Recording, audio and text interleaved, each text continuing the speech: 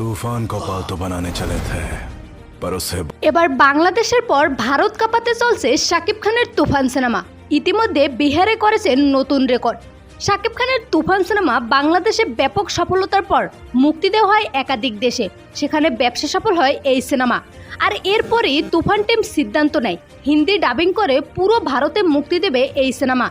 এরই মধ্যে সিনেমাটির ডাবিং কমপ্লিট করে ট্রেইলার মুক্তি দেওয়া হয়। হিন্দি ভাষায় ট্রেলারটি দর্শকপ্রিয়তার শীর্ষে রয়েছে বর্তমানে। জানা যায় বিহারেও এই সিনেমার ট্রেলার নিয়ে হচ্ছে আলোচনা।